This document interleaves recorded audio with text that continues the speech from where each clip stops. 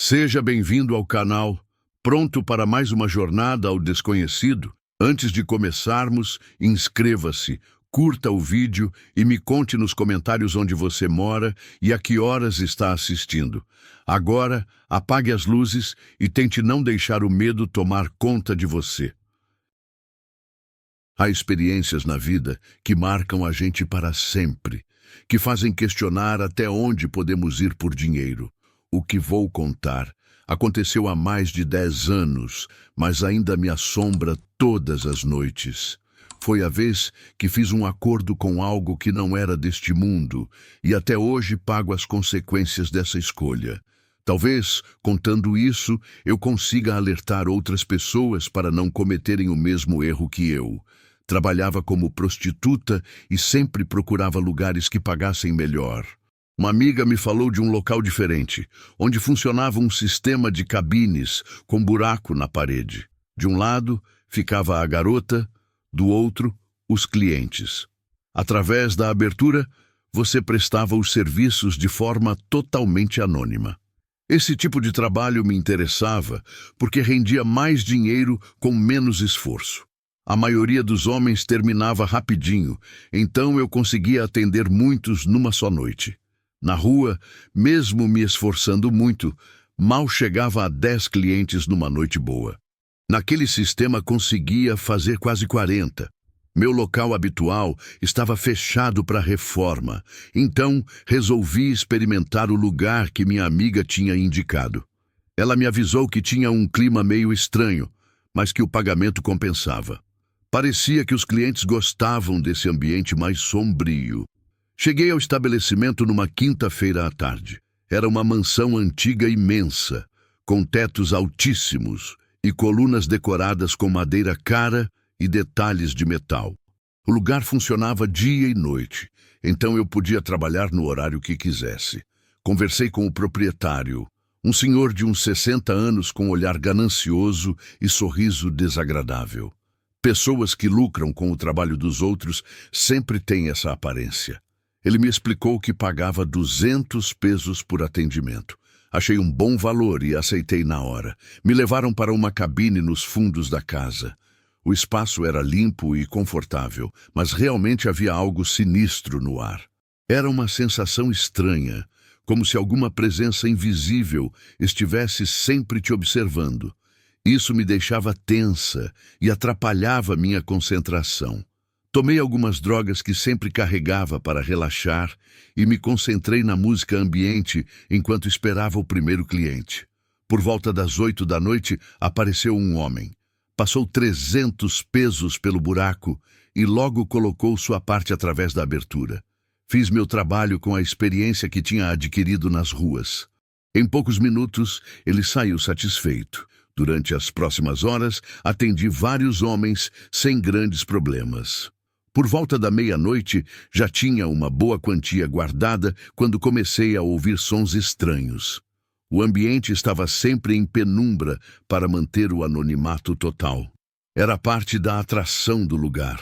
Ocasionalmente, alguns clientes mais ousados colocavam as mãos pelo buraco e eu oferecia outras partes do corpo para satisfazê-los.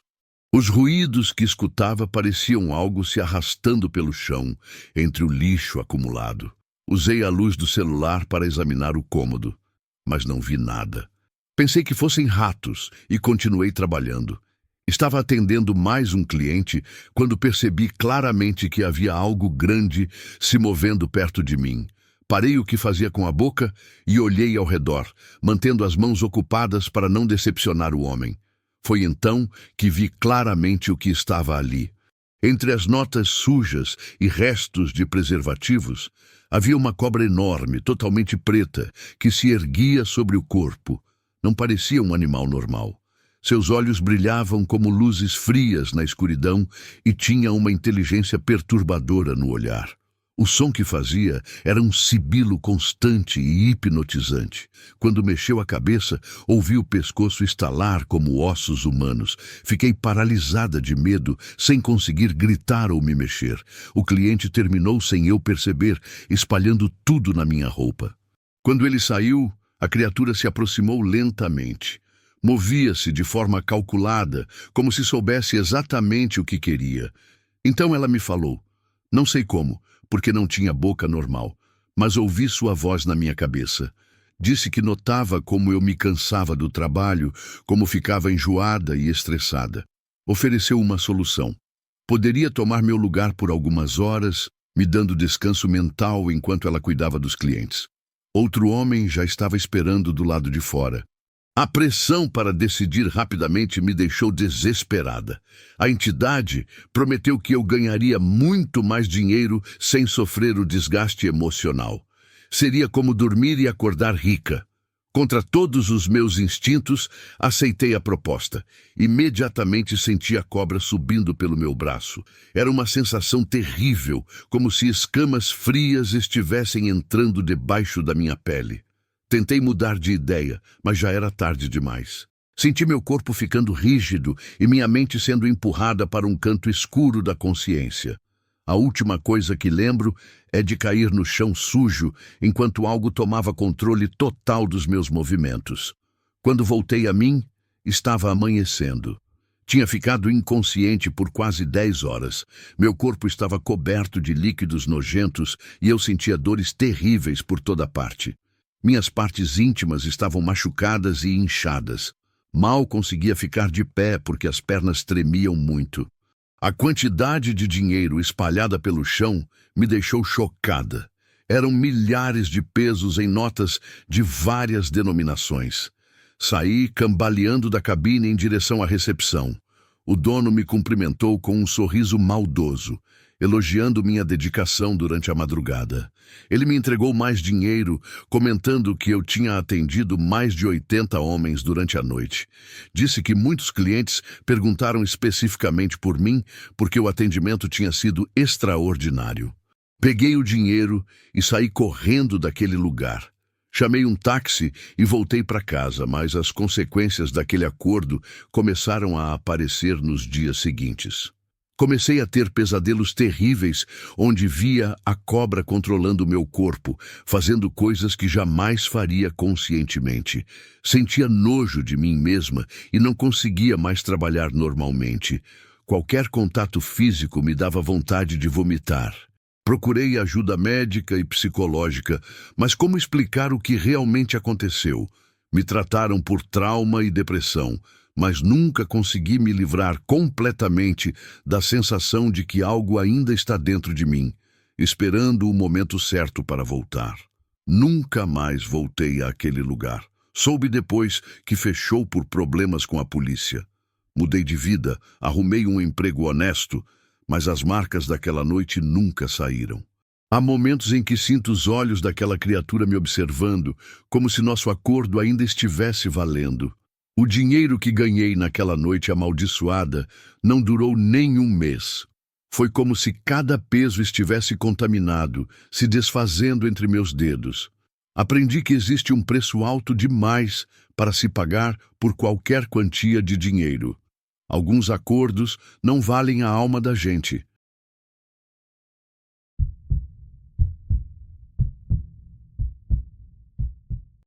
Tem coisas na vida que a gente nunca esquece, mesmo querendo muito.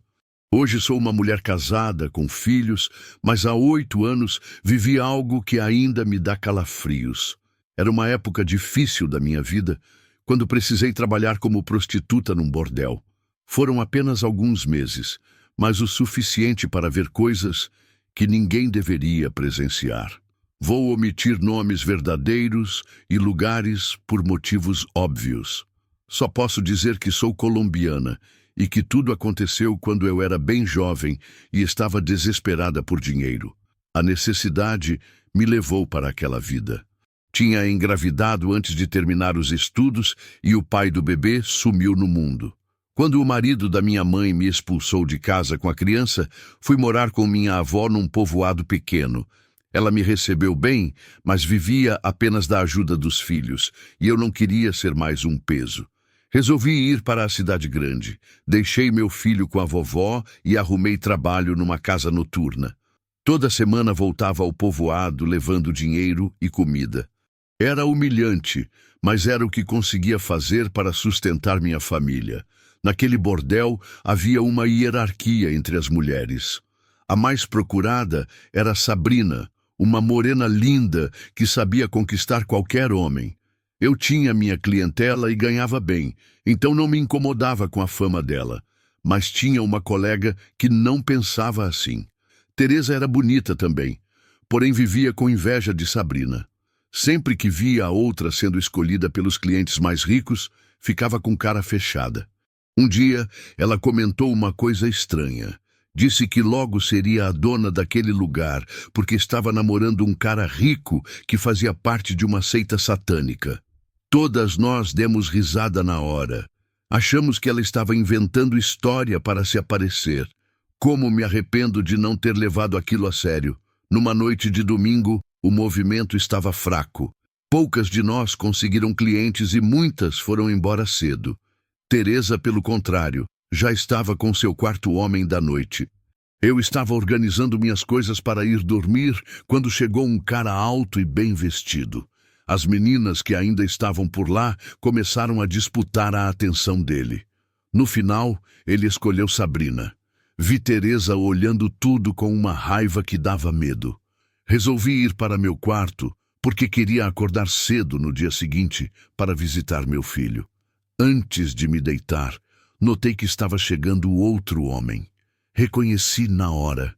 Era aquele que Teresa dizia ser da seita satânica. Mas como estava cansada, fui dormir mesmo assim. Tinha combinado de pegar o primeiro ônibus para o povoado. De madrugada, acordei com barulho de sirenes na rua. Saí correndo do quarto junto com as outras meninas. A polícia estava por toda parte e vi que tinham isolado um dos quartos privativos. Meu coração disparou quando descobri o que tinha acontecido. Sabrina e o cliente rico estavam mortos dentro do quarto. A cena era horrível. Os dois nus, cobertos de sangue, com cortes pelo corpo todo. O homem estava com o peito aberto. As paredes tinham desenhos estranhos e palavras escritas com sangue, incluindo a palavra Satanás. Um policial comentou que parecia ritual satânico e que tinham arrancado o coração das vítimas. Na mesma hora, pensei em Teresa e senti um frio na barriga. Olhei ao redor procurando ela, mas não a vi em lugar nenhum. A polícia nos levou para depoimento. Ficamos horas na delegacia sendo interrogadas, mas como ninguém sabia de nada concreto, nos liberaram. Porém, fomos avisadas que o bordel ficaria fechado por tempo indeterminado e que não podíamos sair da cidade. Mandei recado para minha avó explicando que não poderia ir visitá-la naquela semana. Foram os dias mais terríveis da minha vida. Eu sabia que Teresa tinha ligação com aquilo tudo, mas estava com medo demais para falar alguma coisa. Depois de uma semana, a polícia anunciou que o caso foi resolvido. Disseram que o homem morto tinha inimigos e que foi vingança. Acharam conveniente essa explicação, mas eu não acreditei. O mais estranho foi que logo depois Teresa apareceu, dizendo que ia assumir a gerência do bordel. Ela trouxe garotas novas e começou a reformar o lugar. Para mim, aquilo foi o sinal de que precisava sair dali o quanto antes. Arrumei minhas coisas e fui embora sem falar com ninguém. Nunca contei para ninguém onde minha avó morava, o que talvez tenha me salvado. Os meses seguintes foram difíceis.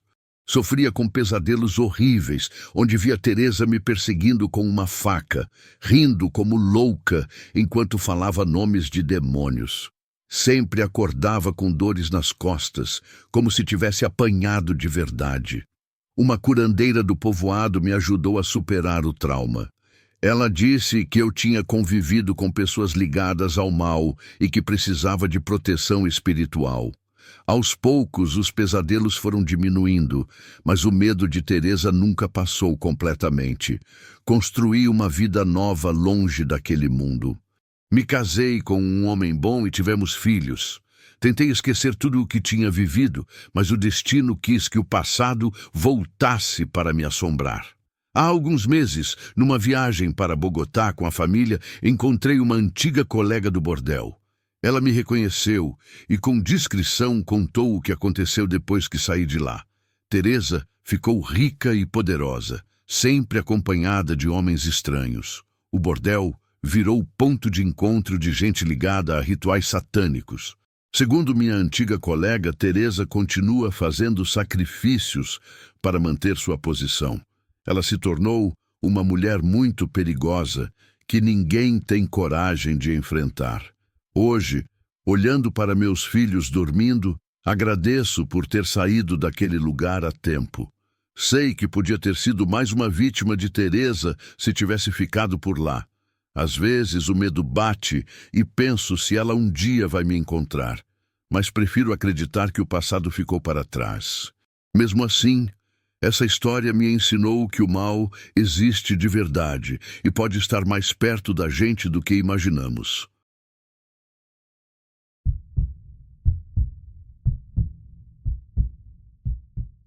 Olhando no espelho hoje, vejo o rosto de uma mulher de 20 e poucos anos, mas minha alma carrega mais de 5 décadas de vida. O que vou contar pode parecer impossível, mas juro que cada palavra é verdade. Esta é a história de como me tornei aquilo que sou. Uma mulher que fez um pacto com as trevas e nunca se arrependeu. Meu nome de trabalho, quando era prostituta, era Helena. Um cliente me deu esse apelido e foi ele mesmo quem me apresentou ao mundo das seitas satânicas. Mas hoje quero contar sobre meu primeiro sacrifício humano, o momento que mudou minha vida para sempre. Aos 25 anos, eu já fazia parte da seita há alguns meses, mas só assistia às cerimônias. Nunca tinha realmente participado de um ritual importante. Trabalhava numa casa de programa e tinha um cliente muito problemático chamado Roberto, que além de pagar pelos meus serviços, tinha o hábito nojento de me bater. Roberto era daqueles homens violentos que gostam de machucar mulheres. Me deu uma surra tão forte uma vez que fiquei vários dias sem conseguir comer direito. Ele vinha me procurar 2 ou 3 vezes por semana e tinha ficado possessivo, não querendo que eu atendesse outros homens. Isso estava prejudicando meus ganhos. Procurei Ricardo, meu mentor na seita, pedindo ajuda para resolver o problema. Ele me disse que era minha responsabilidade e que chegara a hora de eu fazer meu primeiro sacrifício se quisesse realmente fazer parte do grupo e conseguir os poderes que tanto desejava. Ricardo mandou Fernando, um dos homens da seita, me ajudar a preparar tudo. A ideia era atrair Roberto para minha casa particular, que eu tinha alugado há pouco tempo. Inventei uma história de que tinha montado um cantinho especial só para ele, longe dos outros clientes, onde poderíamos ficar mais à vontade. Roberto acreditou na mentira e marcou de ir na minha casa numa quinta-feira à noite. Me arrumei com uma roupa bem provocante e transparente. Precisava deixá-lo completamente excitado para o ritual dar certo. Quando ele chegou, notei aquele sorriso arrogante de sempre, mas sabia que seria a última vez que veria aquela expressão nojenta. Ele disse que tinha outro compromisso depois, então queria ser rápido. Ofereci uma bebida para relaxar e, sem ele perceber, coloquei uma droga que Fernando tinha me dado. Em poucos minutos, Roberto começou a ficar confuso e sonolento, percebendo que algo estava errado, mas já era tarde demais. Fernando estava escondido no quarto dos fundos e me ajudou a arrastar Roberto para a cama. Com ele totalmente inconsciente, comecei o ritual que Ricardo tinha me ensinado. Peguei a adaga e fiz um corte profundo no peito dele, de lado a lado, enquanto repetia as palavras sagradas da seita. Ver o sangue escorrer me provocou uma sensação estranha, uma mistura de excitação e poder que nunca tinha sentido. Sentia como se estivesse absorvendo a força vital dele, como se os anos que ele ainda teria de vida agora fossem meus. As velas do quarto balançavam sozinhas, como se forças invisíveis estivessem presentes.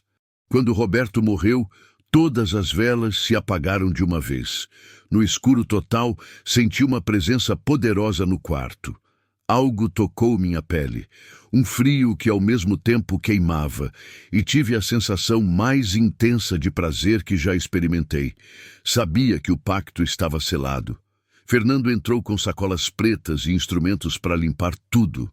2 outros homens da seita chegaram para levar o corpo. Antes, Cortaram partes específicas de Roberto que foram guardadas em frascos com líquidos especiais para outros rituais.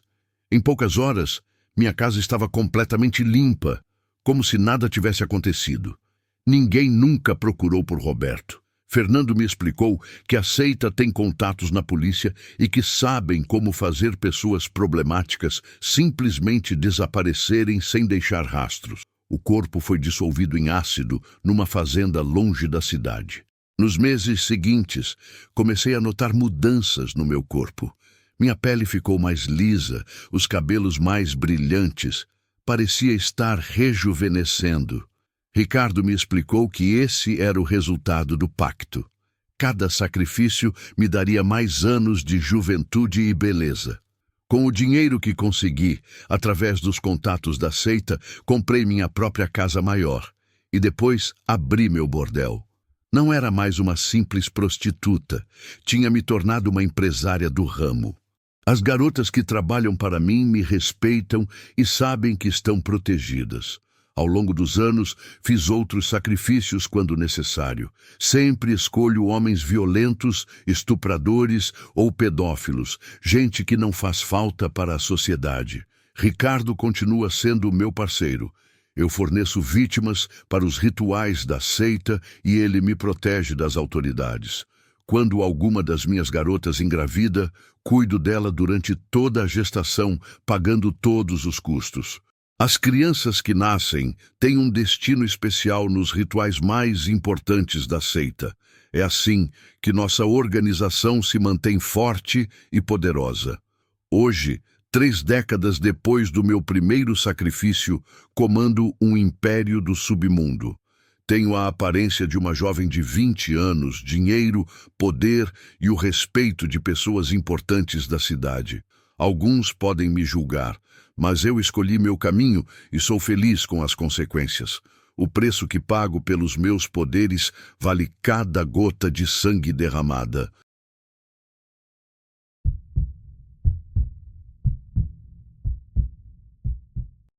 Às vezes me pergunto se as barras desta cela são realmente o que me prendem, ou se é o peso das minhas escolhas que nunca me deixa livre. 7 anos se passaram desde que cheguei ao presídio feminino Santa Marta e ainda tenho 28 anos pela frente para cumprir. Quando sair, terei cabelos brancos e rugas, mas talvez finalmente tenha aprendido o valor de uma vida. Esta é minha história. Um aviso para que outras garotas não cometam os mesmos erros que eu. Tinha apenas 20 anos quando minha mãe morreu de pneumonia no inverno. 2 meses depois, meu pai trouxe Beatriz para nossa casa. Foi um desrespeito que machucou toda a família. Todo mundo no povoado comentava que ele já se encontrava com ela antes mesmo da minha mãe ficar doente. Beatriz deixou claro que não nos queria por perto. Meus irmãos menores, Júlio de 13 anos e André de 16, foram morar com nossa avó materna. Eu, na minha teimosia e orgulho ferido, resolvi tentar a vida na cidade do México. Achava que ia conseguir trabalho fácil e mandar dinheiro para ajudar meus irmãos. Como estava enganada. Cheguei na capital em março sem conhecer ninguém. Consegui alugar um quartinho numa pensão barata no centro. Tinha dinheiro para apenas 15 dias. Como só havia estudado até a 5ª série, ninguém me dava emprego. Começou o desespero quando percebi que em poucos dias estaria na rua. Foi numa quinta-feira que conheci Dolores no mercado da Mercedes. Ela carregava várias sacolas pesadas e me pediu ajuda, oferecendo uma refeição como pagamento. Como não comia direito há 2 dias, aceitei na hora. Quando chegamos ao carro dela, um sedã novo e caro, fiquei surpresa. Como uma mulher vestida tão simples podia ter um veículo assim? Dolores percebeu minha curiosidade e sorriu. Disse que se eu quisesse, podia ter não só carros, mas uma casa grande, roupas bonitas e dinheiro suficiente para nunca mais passar necessidade. Perguntei ingenuamente se ela era bruxa para saber tanto sobre mim. Ela confirmou que sim, e eu não senti medo, apenas curiosidade. Na casa dela, que era realmente luxuosa, comi a primeira refeição decente em dias. Quando terminei, Perguntei diretamente o que precisava fazer para ter a mesma vida que ela. Dolores me explicou que era uma bruxa que havia feito um pacto especial e que podia me ensinar o caminho, mas eu precisava ter certeza da minha decisão. Estava tão desesperada que disse que faria qualquer coisa para sair da miséria.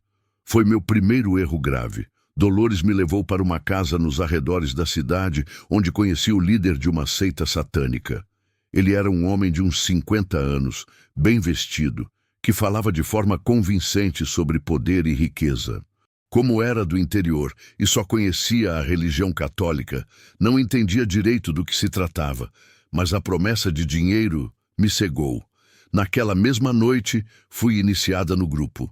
Vários homens participaram de rituais comigo, enquanto Dolores assistia bebendo vinho. Me disseram que eu era especial, sedutora, que teria tudo o que quisesse.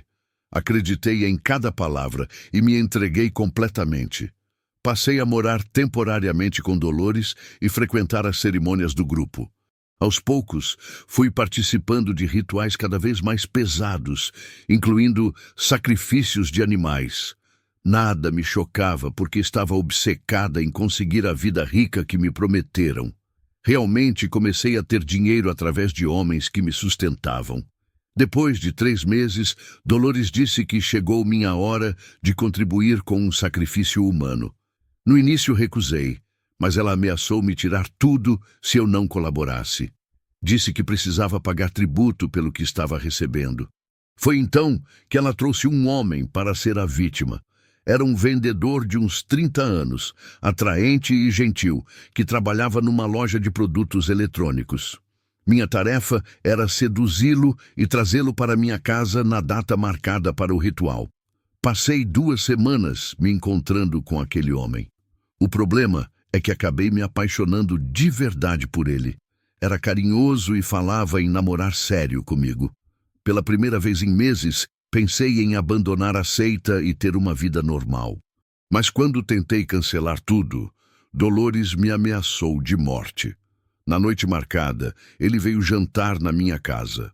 Estávamos conversando quando Dolores entrou silenciosamente pela porta dos fundos, que ela tinha deixado aberta. Antes que eu pudesse reagir ou avisar, ela cortou a garganta dele com uma faca ritual. O sangue espalhou por toda a sala enquanto ela fazia suas orações satânicas. Entrei em choque total. Comecei a gritar e chorar, tentando ajudar o pobre homem, mas já era tarde. Dolores terminou o ritual e saiu correndo pela porta dos fundos, me deixando sozinha com o corpo. Fiquei paralisada por horas, abraçando aquele homem morto. Quando finalmente consegui me mover, tentei limpar o sangue, mas estava em pânico. Um vizinho tinha ouvido os gritos e ligou para a polícia. Quando chegaram, me encontraram coberta de sangue ao lado do corpo. Tentei explicar sobre Dolores e a seita, mas ela tinha usado documentos falsos e simplesmente desapareceu. Nunca conseguiram encontrá-la. Como eu estava na cena do crime e não tinha provas da existência dela ou dos outros, fui considerada culpada. Meu advogado público mal me ouviu e não investigou nada. Fui condenada a 35 anos por homicídio qualificado. A imprensa me chamou de bruxa satânica porque encontraram objetos de rituais na minha casa. Nunca consegui provar que fui manipulada e usada. Meus irmãos e minha avó ficaram sabendo pelo jornal. Vieram me visitar uma vez no primeiro ano, mas depois pararam. Não os culpo, porque a vergonha deve ser muito grande. Espero que tenham conseguido seguir suas vidas sem mim. Hoje, depois de 7 anos presa, entendo que fui apenas uma peça no jogo de pessoas muito mais espertas e malvadas que eu. Dolores era uma recrutadora profissional que atraía jovens vulneráveis para a seita. Provavelmente já fez isso com muitas outras garotas. Uso meu tempo aqui estudando e ajudando outras presas. Terminei o ensino médio e comecei faculdade à distância. Encontrei minha fé novamente e tento reparar o mal que causei, mesmo sabendo que nunca poderei trazer aquele homem de volta ou apagar a dor que causei à família dele. Se alguma jovem estiver me ouvindo, lembre-se, Quando alguém promete riqueza fácil em troca de coisas estranhas, fuja. A pobreza pode ser dura, mas pelo menos você dorme com a consciência limpa. Eu troquei minha liberdade e minha alma por promessas vazias, e agora pago o preço todos os dias da minha vida.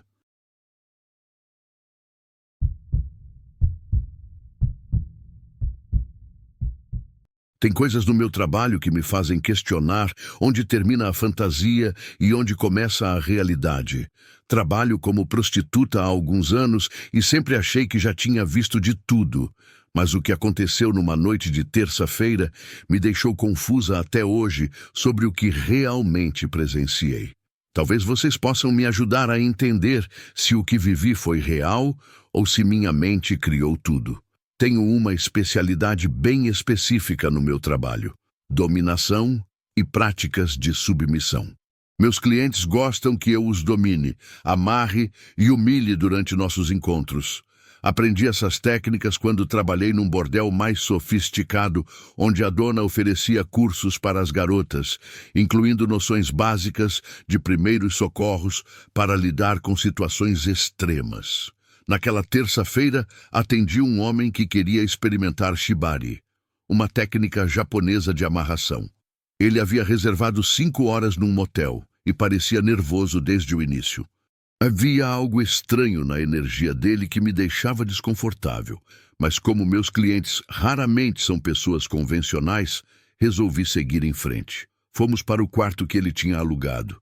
Meu plano era amarrá-lo forte e depois fazer a encenação de dominação que costumava fazer. Mas aí ele me fez um pedido inusitado.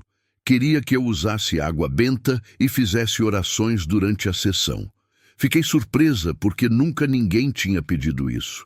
Ele me explicou que tinha conseguido a água benta e uma medalha de São Bento através de um conhecido que trabalhava numa igreja.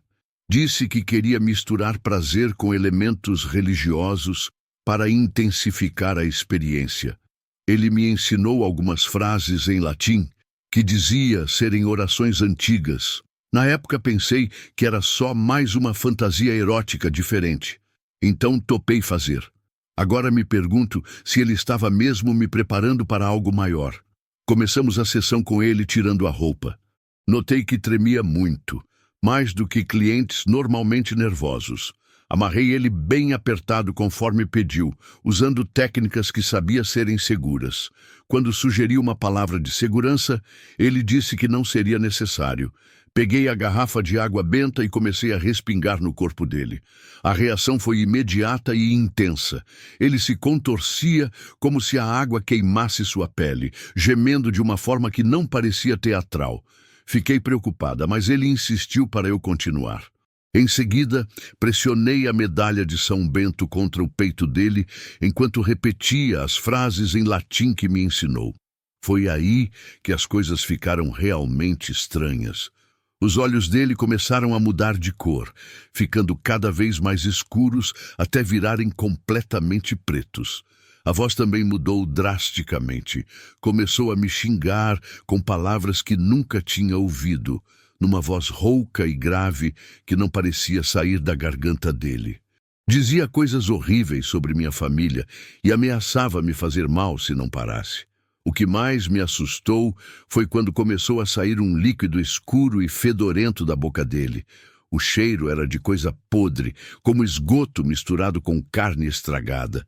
Ele fazia sons como se estivesse se afogando e depois mordia a própria língua até sangrar. Mesmo apavorada, continuei seguindo as instruções que ele tinha me dado porque tinha medo de parar no meio. Durou cerca de 20 minutos, até que ele vomitou muito. Suou em quantidade absurda e desmaiou completamente. Imediatamente corri para desamarrá-lo e verificar se estava respirando. Usei o que aprendi do curso de primeiros socorros para checar seus sinais vitais. Estava vivo, mas inconsciente, e continuava saindo aquele líquido nojento de vários orifícios do corpo. Procurei nas coisas dele algum medicamento ou informação sobre problemas de saúde, mas não encontrei nada. Fiquei ali, cuidando dele, por quase 1 hora até que acordou. Quando abriu os olhos, eram normais novamente. Me olhou com uma expressão de alívio profundo e começou a chorar de gratidão. Disse que há anos tentava encontrar alguém que o ajudasse com seu problema, mas que padres se recusavam a atendê-lo por causa do seu passado. Explicou que teve que me enganar, fingindo que era fantasia sexual, porque era a única forma de conseguir que alguém fizesse o ritual. Contou que sentia uma presença maligna dentro dele desde a adolescência e que já tinha tentado vários tratamentos sem sucesso. Me deu uma gorjeta muito generosa e implorou para eu não contar a ninguém. Disse que finalmente se sentia livre pela primeira vez em anos. Nos despedimos e eu voltei para casa completamente confusa sobre o que tinha presenciado. Até hoje não sei se realmente ajudei numa espécie de exorcismo ou se foi tudo sugestão psicológica e teatro muito bem feito. O que sei é que aquela experiência mexeu profundamente comigo. Comecei a questionar muitas coisas sobre espiritualidade e o poder da fé. Às vezes me pergunto se Deus pode usar até mesmo pessoas como eu, que vivem do pecado, para fazer o bem no mundo. Ou se tudo não passou de uma elaborada encenação de um cliente com problemas mentais. A verdade é que nunca vou saber com certeza. Desde então, sou mais cuidadosa com pedidos estranhos, mas também mais aberta à possibilidade de que existem forças no mundo que não compreendemos. Aquela noite me ensinou que as fronteiras entre fantasia e realidade são mais frágeis do que imaginamos.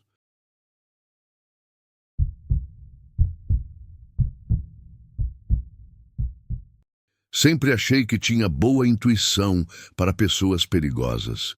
Depois de anos trabalhando como prostituta, você desenvolve um sexto sentido para clientes que podem dar problema.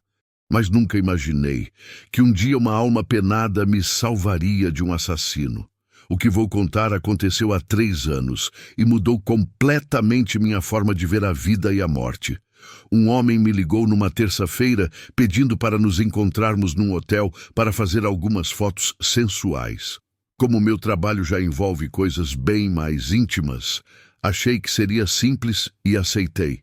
O pagamento era de R$ 800 por 2 horas, valor que compensava. Cheguei no Hotel San Rafael às 3 da tarde. Quem me atendeu foi um senhor de uns 70 anos, bem diferente da voz jovem que escutei no telefone. Era magro, frágil, com olhos meio embaçados. Trouxe uma câmera antiga de filme montada num tripé. Desde o primeiro momento senti algo estranho, mas como já tinha aceito o trabalho, resolvi continuar. Subi na cama e comecei a fazer as poses que ele pedia.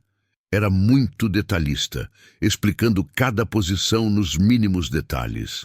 Gastamos mais tempo conversando sobre posicionamento do que realmente fotografando. Como não conseguia explicar direito o que queria, pedi exemplos do trabalho dele. Abriu uma pasta de couro e mostrou várias imagens de outras mulheres.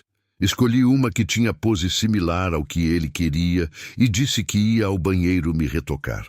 Levei a imagem comigo para estudar melhor a posição. Após usar o vaso sanitário, fui lavar as mãos na pia.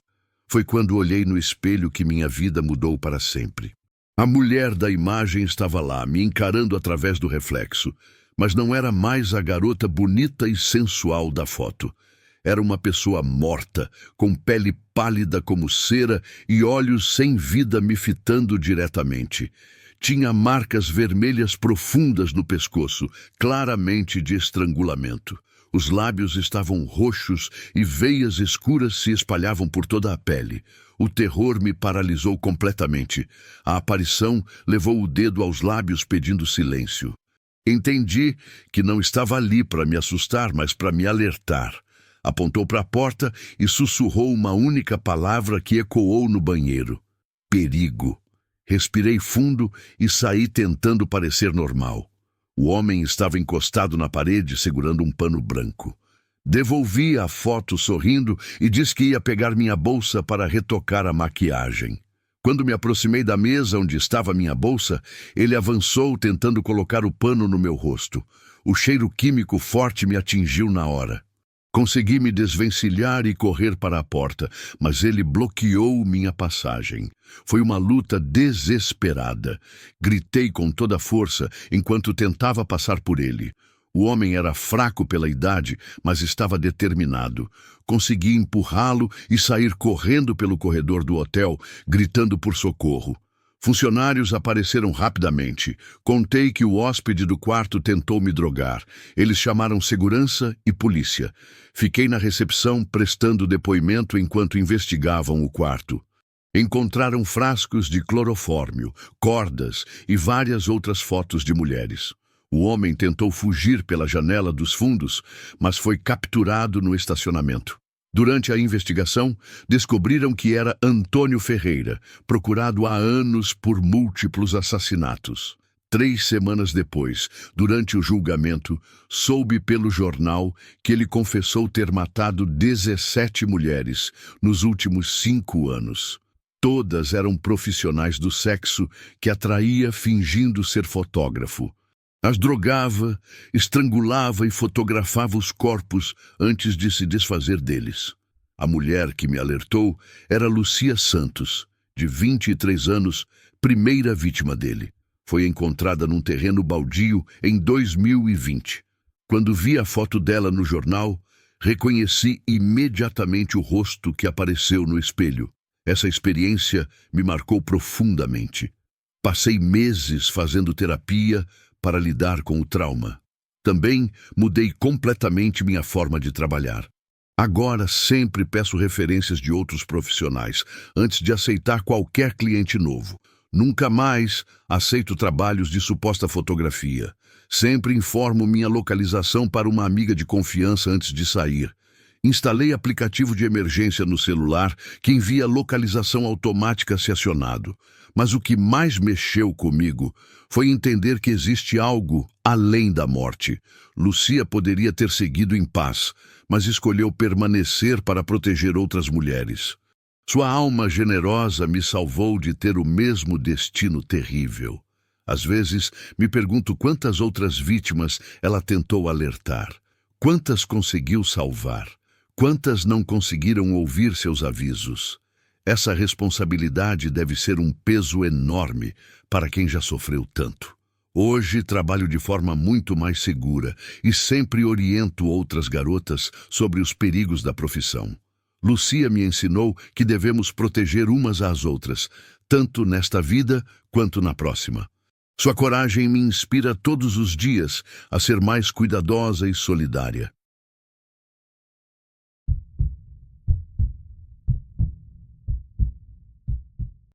Existe uma linha tênue entre proteção divina e coincidência, entre milagre e trauma.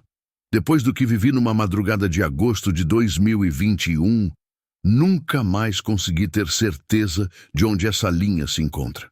O que sei é que continuo viva quando poderia ter morrido. E talvez deva isso a alguém que morreu muito jovem para ter uma segunda chance. Trabalho como dançarina e prostituta no Clube Vila Rosa há 6 anos.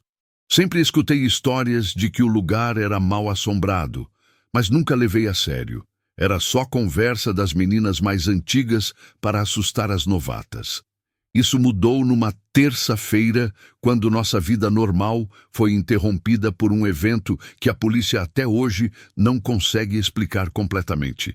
Aqui na cidade sempre tem extorsão nos estabelecimentos noturnos. Gangues passam cobrando taxa de proteção e quando o dono não paga, sempre arrumam uma forma de conseguir o dinheiro à força. Era exatamente isso que estava acontecendo conosco há algumas semanas. Naquela noite de 24 de agosto, eu era a segunda a se apresentar. Eram 11h15 da noite quando subi no palco. O público estava animado, como sempre, nas terças-feiras. Comecei minha apresentação com uma música eletrônica, usando todas as técnicas de pole dance que aprendi. Estava no meio da apresentação quando as portas da frente se abriram violentamente. 4 homens entraram com armas automáticas. Imediatamente me joguei atrás do palco principal. Vi que começaram a atirar para o alto, gritando para todo mundo se jogar no chão.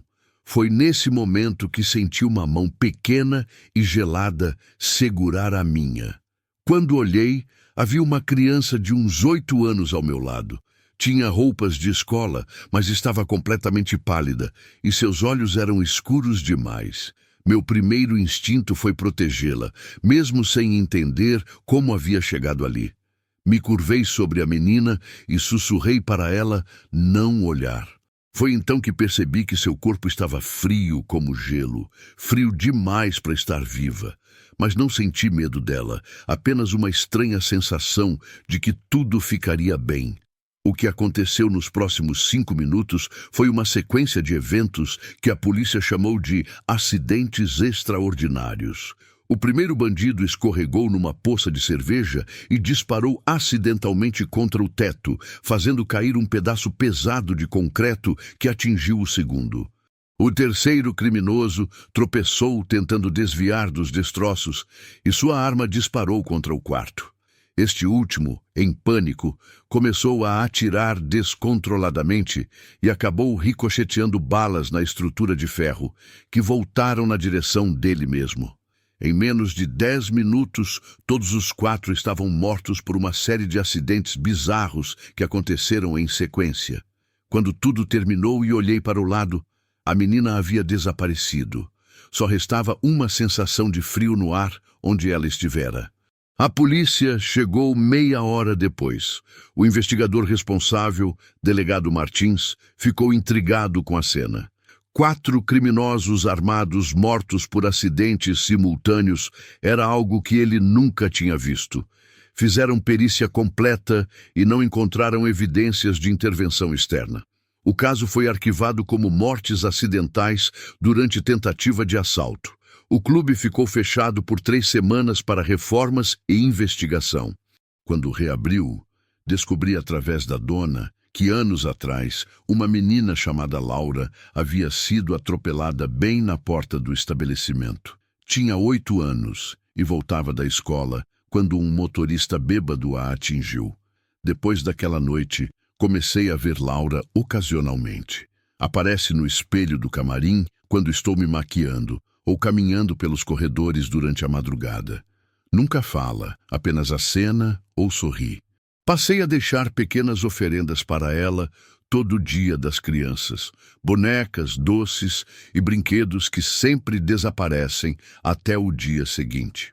Fiz terapia por 6 meses para lidar com o trauma de ter presenciado aquelas mortes. A psicóloga disse que é comum criar figuras protetoras imaginárias após eventos traumáticos. Talvez Laura seja produto da minha mente tentando dar sentido ao que viveu. Mas há detalhes que não consigo explicar racionalmente. Como soube que a menina se chamava Laura antes de descobrir a história? Por que sinto aquele frio específico sempre antes de algo ruim acontecer no clube? Como explico que desde aquela noite nunca mais tivemos problemas sérios com criminosos? 3 outros funcionários já me relataram ter visto uma criança pelos corredores. A faxineira jura que às vezes encontra brinquedos em lugares onde não deveriam estar. O segurança disse que já ouviu risadas infantis vindas de salas vazias. Não sei se Laura realmente existe ou se todos nós criamos essa presença coletivamente para nos sentirmos protegidos. O que importa é que desde aquela noite me sinto mais segura trabalhando ali. Seja real ou imaginária, Laura se tornou nossa guardiã silenciosa. Hoje, 3 anos depois, continuo trabalhando no Vila Rosa. Mudei minha rotina. Sempre chego mais cedo para acender uma vela pequena no camarim como forma de agradecimento. Não sei se estou agradecendo a um espírito real ou simplesmente honrando a memória de uma criança que morreu cedo demais. O que aprendi é que proteção pode vir das formas mais inesperadas. Às vezes, precisamos acreditar em algo maior que nós para encontrar coragem de continuar. Laura, real ou não, me ensinou que até nos lugares mais sombrios pode existir uma luz cuidando de quem precisa.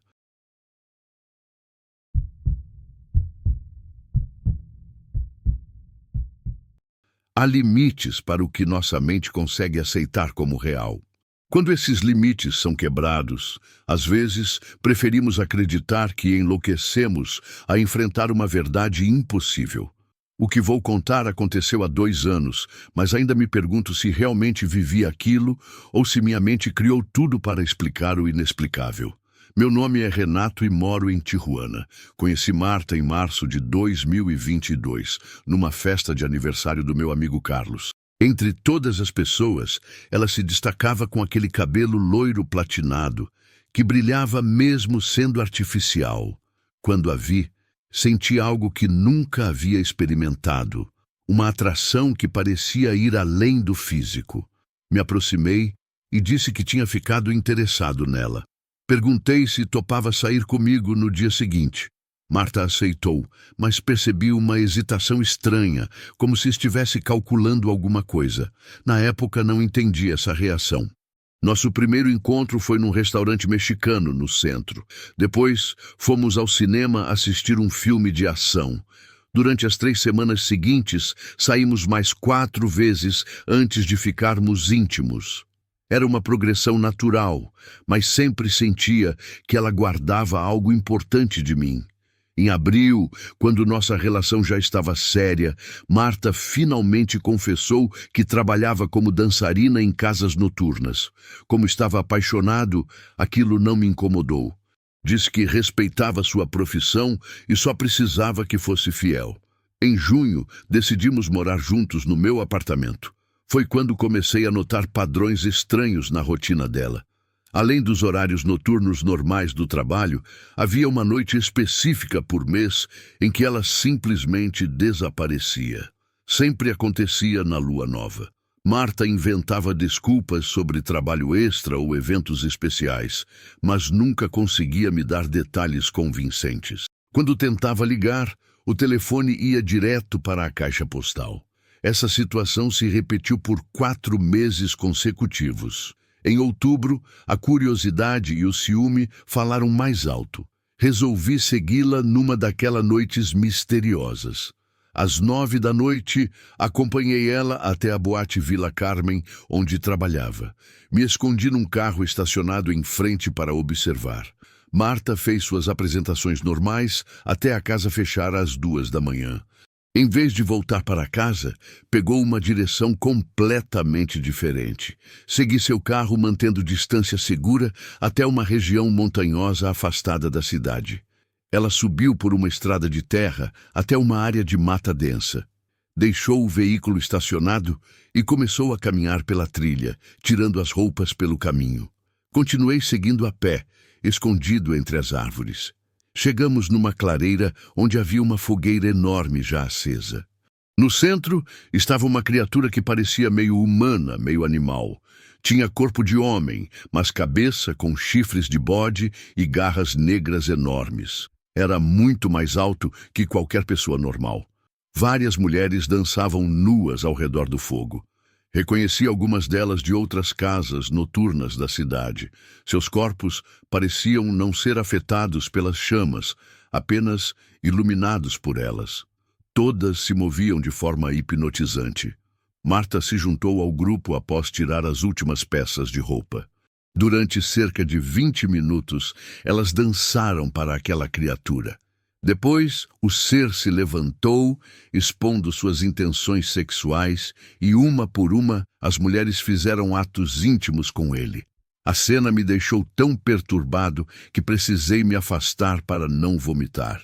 Tentei voltar silenciosamente para o carro, mas pisei num galho seco que fez barulho. Imediatamente as mulheres pararam e começaram a gritar que havia um intruso. Corri desesperadamente de volta pela trilha.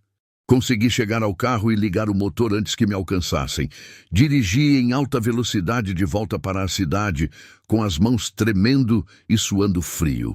O mais perturbador foi que, quando cheguei em casa, Marta já estava lá.